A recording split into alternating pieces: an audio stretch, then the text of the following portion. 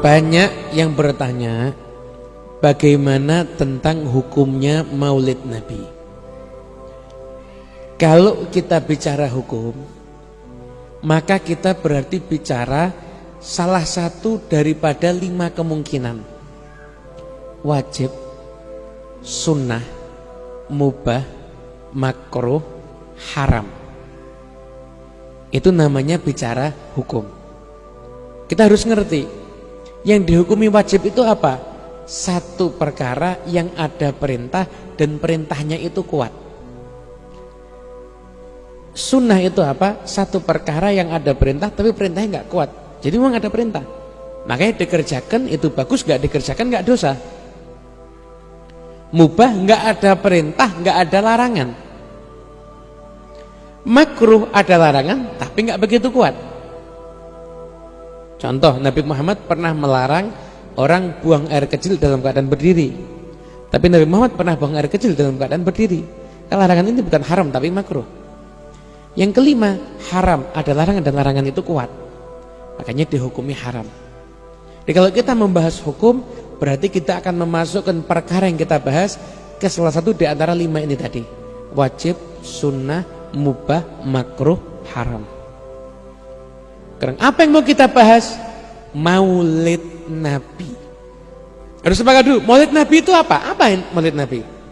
Maulid Nabi itu adalah orang yang berkumpul di tempat itu membaca sejarahnya Nabi. Setelah itu bareng-bareng bersolawat kepada Nabi. Ada di tempat itu yang ceramah menyampaikan tentang hadis Nabi atau ajaran Nabi. Nah, dari semua isi maulid ini, apakah ada yang merupakan perkara terlarang? Enggak ada kan? Enggak ada. Berarti kita tidak bisa menghukumi maulid itu hukumnya haram. Kenapa? Enggak ada perkara terlarang di dalamnya. Bisa dipahami ya? Itu kan ada rebana. Rebana enggak terlarang. Nabi Muhammad berapa kali disambut dengan rebana? Pernah ada budak-budak wanita mainkan rebana di depan Rasulullah SAW? Ada riwayat hadisnya. Rebana boleh. Nah itu kan berdiri, memangnya berdiri haram? Gak ada larangan berdiri. Terus gimana? Berarti maulid itu, yang merintahkan maulid ada nggak? Nggak ada juga sih. Jadi maulid itu bukan wajib juga bukan haram. Tapi isinya maulid seperti duduk kumpul bersama zikir, kemudian belajar sejarah Nabi, membaca sholawat, mendengarkan ilmu, ini semuanya perkara yang hukumnya sunnah. Jadi peringatan maulidnya seperti tadi itu hukumnya mubah, nggak ada perintah juga nggak ada larangan. Tapi isi dalam amaliyah maulid itu hukumnya adalah sunnah. Anda kalau mau menghukumi ulang tahun hukumnya apa? Anda mesti tanya, lah ulang tahunnya gimana dulu? Ulang tahunnya isinya acara santunan anak yatim, niatnya ulang tahun. Lah ulang tahunnya sendiri itu mubah, nggak ada perintah, nggak ada larangan. Tapi isi daripada perayaan itu sedekah menyantuni anak yatim, itu hukumnya sunnah. Ini namanya bicara hukum ilmiah. Itu kan nggak pernah dilakukan sama Nabi. Ya maksud Nabi mau memperingati maulidnya sendiri kan nggak mungkin. Sahabat kan juga enggak, sahabat enggak perlu maulidan. Setiap saatnya mereka maulid. Setiap saatnya mereka maulid. Dan sebenarnya Nabi Muhammad juga maulidan secara tidak langsung. Kenapa? Ketika Nabi ditanya, kenapa puasa hari Senin? Nabi menjawab, di hari itu aku dilahirkan. Berarti Nabi Muhammad mengajarkan hari kelahiranku sesuatu yang istimewa terjadi di dalamnya. Dan yang berikutnya, ada satu riwayat hadis, dan hadis ini ada menyatakan sahih, ada menyatakan hasan. Ketika Rasulullah SAW, beliau itu didatangi oleh paman beliau Abbas. Abbas ketika itu meminta izin kepada Rasul. Ya Rasulullah, izinkan aku untuk memujimu. Mengatakan apa? Katakan, la yafdadillahu fak, semoga mulutmu akan selalu dijaga, nggak akan ada cacatnya. Allah akan menjaga mulutmu. Maknanya kurang lebih begitu.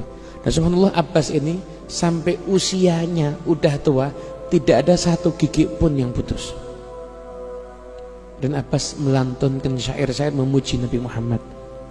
Sampai pada syair itu ada bagian wa anta lamma wulidta asyraqatil ardu wa dha'at binurikal ufuku. Dan engkau wahai Muhammad ketika engkau dilahirkan, maka bumi ini bersinar dan cakrawala itu semuanya terang benderang karena cahayanya Rasulullah SAW. Memang ketika Nabi lahir itu, Nabi itu ketika diangkat kelihatan bangunannya orang Romawi ketika itu. Padahal beliau ada di Mekah, bangunannya orang Romawi jauh di sana. Kelihatan karena cahayanya Rasulullah. Berarti Abbas bin Abdul Muthalib menceritakan kelahiran Nabi di depan Nabi, tidak dilarang sama Nabi, justru mendapatkan doa dari Nabi Muhammad SAW. Nah, dari situ kita bisa mengatakan nggak boleh kita berlebihan menyatakan maulid wajib, nggak bagus juga. Tapi jangan sembarangan menyatakan maulid haram. Kenapa? Anda kalau bicara haram, Anda harus menyatakan dalil yang melarang. Ada nggak larangan untuk maulid? Nggak akan ketemu Anda. Dan maulid ini adalah amalan yang sudah dikerjakan dari dulu. Sekian ratus tahun tidak pernah ada ulama yang ingkar, baru berapa ratus tahun kemudian baru ada ulama yang ingkar. Jadi ini amalan udah semenjak dahulu kala. Amalan yang bagus dan terbukti bisa menjadikan orang semakin dekat dengan Nabi Muhammad SAW. Dan tentunya siapapun yang mau mengadakan acara maulid juga jaga adab.